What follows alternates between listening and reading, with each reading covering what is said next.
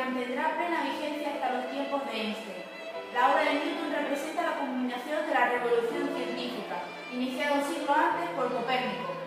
En sus principios matemáticos de la filosofía natural, alrededor de 1687, estableció las tres leyes fundamentales del movimiento y dedujo de ellas la cuarta ley o la ley de gravitación universal, que explicaba con total exactitud las órbitas de los planetas, logrando así la unificación de la mecánica terrestre y la celeste. Fue hijo prematuro. Su madre preparó para él un destino de granjero, pero finalmente se convenció del talento del muchacho y lo envió a la Universidad de Cambridge, en donde tuvo que trabajar para pagarse los estudios. Allí, Newton destacó especialmente, relacionó los conocimientos y principios científicos y filosóficos de mediados del siglo XVII con las innovaciones introducidas por Galileo Galilei, Johannes Kepler, René Descartes y muchos otros. Las aportaciones esenciales de Newton al ser ingeniero y en el terreno de la física. Sus primeras investigaciones giraron en torno a la óptica, explicando la composición de la luz blanca como mezcla de colores de arcoíris. Formuló una teoría sobre la naturaleza de la composición de la luz y el diseño en 1669, el primer telescopio de reflector, del tipo de los que se usan actualmente en la mayoría de los observatorios astronómicos. Más tarde recogió su visión de esta material en la obra óptica de 1703 y también trabajó en otras áreas, como la termodinámica y la acústica.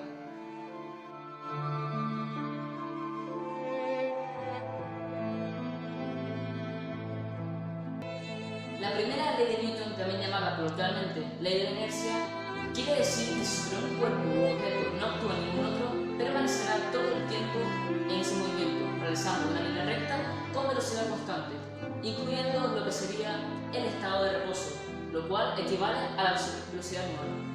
El movimiento es relativo, ya que se debe de quién sea el observador que describa el movimiento. Prácticamente es imposible encontrar algún sistema de referencia inercial, puesto que siempre habrá algún tipo de fuerza actuando sobre los objetos. Suponer a un observador fijo en la Tierra es una buena aproximación del sistema inercial. En la primera ley tenemos un claro ejemplo.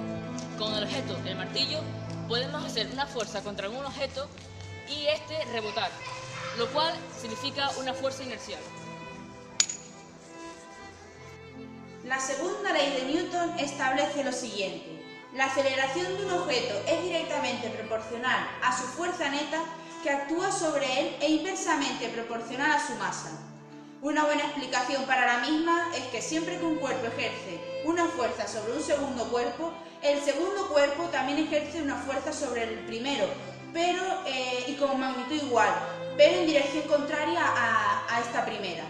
También podemos decir que la segunda ley de Newton responde a la pregunta de lo que le sucede a un objeto que tiene una fuerza resultante diferente a cero que actúa sobre él.